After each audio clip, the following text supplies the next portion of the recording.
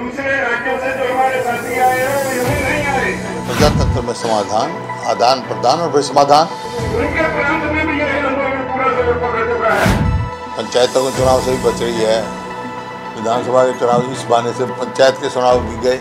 लोकतंत्र में संवाद और विचारों के आदान प्रदान से ही समाधान संभव है, इसलिए सरकार को बिना देरी किए किसानों के साथ संवाद स्थापित कर आंदोलन का सकारात्मक समाधान निकालना चाहिए। यह कहना है पूर्व मुख्यमंत्री और नेता प्रतिपक्ष भूपेंद्र सिंह हुड्डा का। हुड्डा पत्रकारों के सवालों का जवाब दे रहे थे। इस मौके पर उन्होंने मुजफ्फरनगर में हुई महापंचायत को शांतिपूर्ण और सफल करार देते हुए कहा है कि इस महापंचायत ने एक बार फिर साबित कर दिया कि पूरे देश का किसान नए कृषि कानूनों के खिलाफ है और वह MSP की गारंटी चाहता है। इसलिए सरकार को 7 महीनों से बंद पड़ी वार्ता को फिर से शुरू करना चाहिए। हुड्डा ने कहा कि वो पहले दिन से किसानों की मांगों का समर्थन कर रहे हैं। किसान अपनी मांगे मंगवाने के लिए सत्याग्रह और शांति के रास्ते पर संघर्ष कर रहे हैं। प्रजातंत्र में सभी को अपनी मांगों के लिए शांतिपूर्ण आंदोलन करने का अधिकार हासिल है। इसी अधिकार का इस्तेमाल करते हुए किसान पूरे देश में आंदोलन के समर्थन में कार्यक्रम कर रहे हैं। किसी भी राज्य सरकार ने उनके खिलाफ लाठीचार्ज जैसी बर्बरता का इस्तेमाल नहीं किया, लेकिन हरियाणा की बीजेपी JJP लगातार ऐसे करने वाली देश की इकलौती सरकार है। इसने कभी करनाल, कभी हिसार, रोहतक तो कभी पिपली में बार बार किसानों के ऊपर लाठियां बरसाई। ऐसा करके यह देश की सबसे बड़ी किसान विरोधी सरकार साबित हुई। सरकार ने बार बार मांग के बावजूद अब तक करनाल में किसानों पर बर्बरता से लाठीचार्ज करवाने वाले के खिलाफ कार्रवाई नहीं की और न ही पूरे घटनाक्रम की हाई कोर्ट के सीटिंग या रिटायर्ड जज की निगरानी में न्यायिक जांच की मांग को ही माना।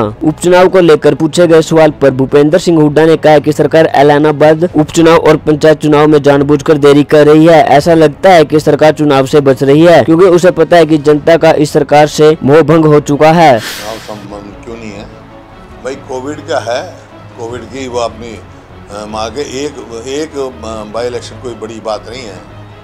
उसकी जितने भी कोविड की अपने आपकी वो हों पैरामीटर्स हों उसको मान्य रखे। तब चुनाव से भी बच रही है। विधानसभा के चुनाव इस बहाने से पंचायत के चुनाव भी गए। जो ये कह रहे थे हम इस महीने में कर देंगे, इसमें उसमें हो जाएंगे, इसी में है। कोविड में ही बड़ौदा का कैसे हो गया बाई इलेक्शन और कॉरपोरेशन का सोनीपत का कैसे हो गया? गठबंधन की कुनीतियों के खिलाफ किसान समेत हर वर्ग में रोष व्याप्त है। प्रदेश का युवा आज देश में सबसे ज्यादा बेरोजगारी झेल रहा है। CMIEE के मुताबिक हरियाणा में 35% बेरोजगारी दर है, जो राष्ट्रीय औसत से 4 गुना ज्यादा है। प्रदेश में अगर चंद पदों के लिए भी कोई भर्ती निकलती है तो उसके लिए लाखों युवा आवेदन करते हैं। यह स्थिति बेरोजगारी की विकरालता को बयां करती है, लेकिन इस समस्या से पार पाने के लिए सरकार के पास कोई कारगर नीति नहीं है। न तो वह सरकारी महकमों में रिक्त पड़े हजारों पदों को भर रही है और न ही प्रदेश में कोई निवेश ला पा रही है जिससे रोजगारी में बढ़ोतरी हो। हल्ला बोल हरियाणा।